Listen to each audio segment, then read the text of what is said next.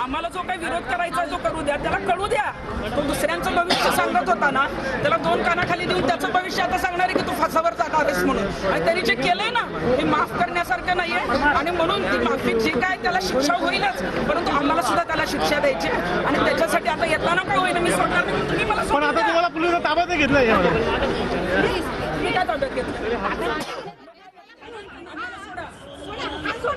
त्याला कशाला तुम्ही एवढ्या नाही इज्जत नाही देत पण सगळ्या तुमच्यासारख्या महिला सगळ्या अडकलेत त्याच्यात.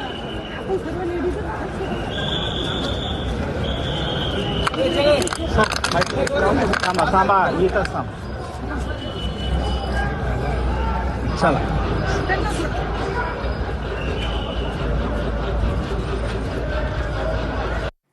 तुम्ही तेव्हा शांत झाला नसतात रे, एवढ्या महिलांवर अत्याचार झाला असता का? त्याला कशाला तुम्ही एवढ्या नाही इज्जत नाही देत पण सगळ्या तुमच्यासारख्या महिला सगळ्या अडकलेत त्याच्यात.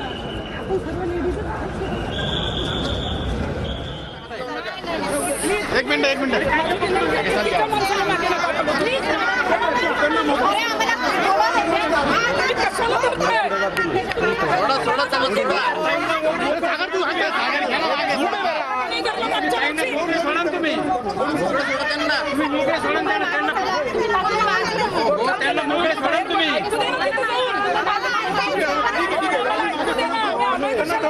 मोकळं सोडा. खाली गेला यार.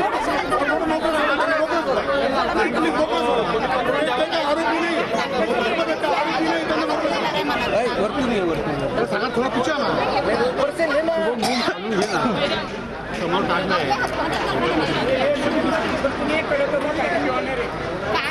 काहीच नाही करणार मग मला करू द्या, मला जे करायचं ते. आम्हाला कशाला आडवा लागले तुम्ही?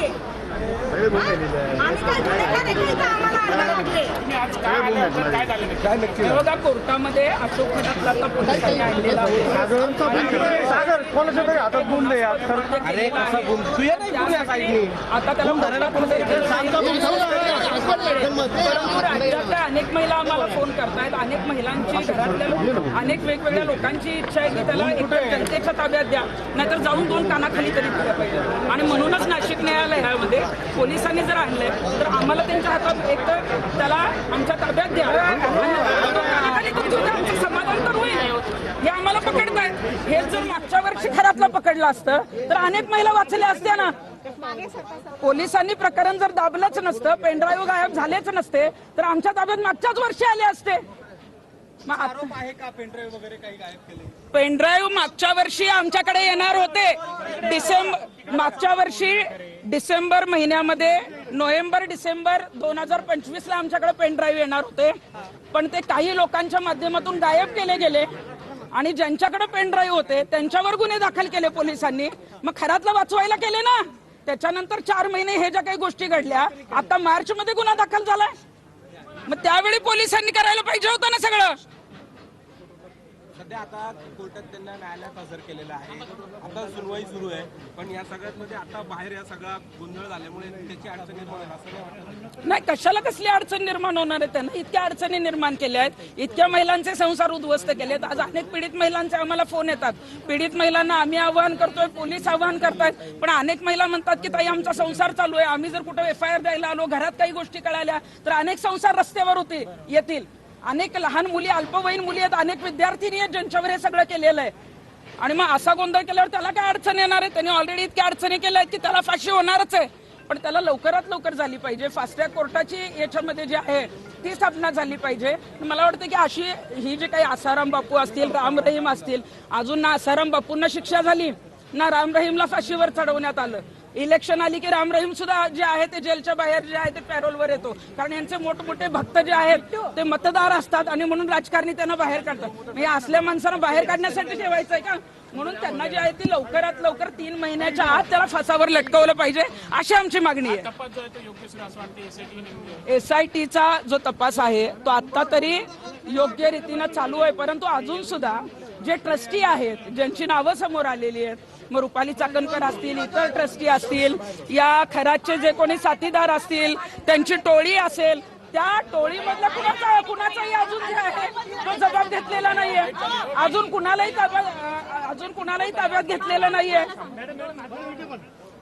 अजून कुणालाही अशोक खरात जो आहे त्याला मदत करणारे जे ट्रस्टी असतील, त्याची जी टोळी असेल, त्याचे काहीतरी जवळची 1-2 जण ताब्यात घेतली, पण बाकीची जी काही मोठा आकडा आहे जो जमिनीच्या संदर्भात असेल किंवा याच्या असेल, त्या सगळ्यांना जे आहे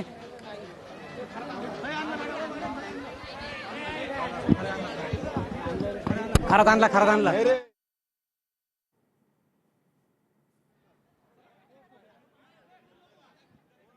तर तृप्ती देसाई कोर्टाच्या बाहेर आक्रमक झाल्या आणि त्यांनी खरात याला आमच्या ताब्यात द्या अशी मागणी करत या ठिकाणी ते आक्रमक झाल्याचं पाहायला मिळालं. तर वर्षभरापूर्वीच हे प्रकरण बाहेर आलं असतं, मात्र पोलिसांनीच प्रकरण दाबण्याचा प्रयत्न केला असा आरोप तृप्ती देसाई यांनी केलेला आहे. अशोक खरातला फाशी झाली पाहिजे असं तृप्ती देसाई यांनी म्हटलंय. काही वेळापूर्वीच खरातला कोर्टामध्ये हजर करण्यात आलंय. आज त्याची पोलीस कोठडी चालू आहे.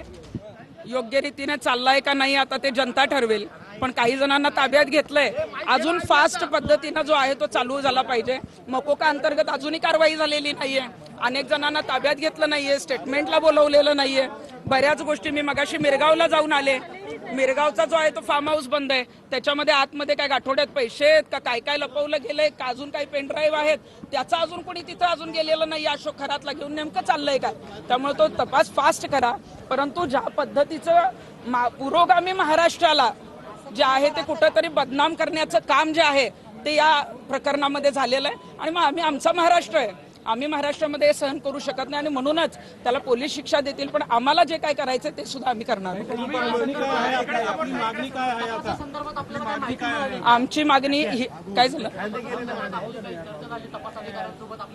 अहो मी तपास अधिकारी तेजस्विनी सातपुतेंना सकाळपासून फोन करतेय. आम्ही येतोय, आम्हाला काही माहिती द्यायची आहे, चर्चा करायची आहे, मागणी करायची आहे. त्यांनी फोनही उचललेला नाहीये, मेसेजला उत्तर दिलेलं नाहीये. मला वाटतं की एखादं कोणी जर माहिती देतंय, कोणी स्वतःहून जर पुण्यावरून इथे येतंय तर तुम्ही फोन तरी उचला. आज आम्ही सांगतोय ना, त्या चांगल्या अधिकारी आहेत, काम करतायत. आमच्याकडे अनेक बऱ्याच माहिती ज्या आहेत त्या 5 मार्चला आल्या होत्या. 6 मार्चला आम्ही ती पोलिसांपर्यंत पोहोचवली. पोलिसांच्या माध्यमातून आपण बघितलं असेल की मुख्यमंत्र्यांपर्यंत ते गेलेलं आहे. आणि अनेक गोष्टी तर आता SITच्या तपासातच उघड होत आहेत, ज्या चॅनलच्या माध्यमातून पण बाहेर आलेल्या आहेत. पण आणि काही जी काही लोक आहेत, जी त्याची पार्टनर होती, जी एजंट होती किंवा त्याला मदत करणारी होती, ती बडी नावं किंवा अनेक लोकांचे जे आहेत त्यांचे कुणाचेही स्टेटमेंट रेकॉर्ड झाले नाहीत, कुणालाही नोटिसा दिल्या नाहीयेत. त्यामुळे आज त्यांना त्या नोटिसा काढा. ही जी काही टोळी आहे त्या सगळ्यांना जे काय आहे त्या नोटिसा काढून त्यांचं जर त्याच्यामध्ये काही दोष असेल तर मकोका अंतर्गत कारवाई करा आणि सगळ्यांना आत घाला. ही मागणी करायला मी तिथं आली आहे. ही जी संस्था आहे त्या एवढ्या 8 वर्षामध्ये 74% त्यामध्ये संपत्तीत वाढ झाल्याचं देखील म्हणलं झालं. संपत्तीत वाढ होणारच. आता माझ्याकडे जी माहिती होती, अगदी अशोक खरात जे खडे आणायचा ते 3,000 रुपये किलोनी खडे आणायचा आणि एक खडा तो 3 लाखाला विकायचा. म्हणजे 1 किलोच्या खड्यांमध्ये तो 21 कोटी कमवत होता. मग राहिला आता तर ओशनोजलचा वेगळाच मुद्दा आहे, मधाचा वेगळाच मुद्दा आहे, नागाचा वेगळाच मुद्दा आहे, वाघाच्या कातड्याचा वेगळाच मुद्दा आहे, जमिनी ट्रान्सफर केलेला वेगळाच मुद्दा आहे. आणि राजकारण्यांचा असलेला संबंध, काही प्रशासकीय अधिकाऱ्यांचा असलेला संबंध, त्यांची असलेली पार्टनरशिप, त्याच्यामुळे जे आहे ती त्याची प्रॉपर्टी 1,500 कोटीच्या घरात पोहोचलेली आहे. मग हे सगळं जेव्हा होत होतं, अनेक जणांना माहित होतं, तेव्हा ते दाबण्याचा प्रयत्न का केला. आज पोलीस अडवतायत ना, ठीक आहे, ते त्यांचं कर्तव्य करतायत, पण त्यावेळी वेळीच जर खरातला अडवलं असतं तर एवढं सगळं घडलंच नसतं. मग नाशिक पोलिसांनी का पाठीशी घातलं मागच्या वर्षी, का पेनड्राईव्ह गायब करायला लावले, कुणी करायला लावले, कुठले अधिकारी त्याच्यात होते, याचा तपास तेजस्विनी सातपुतेंनी तातडीनं करावा.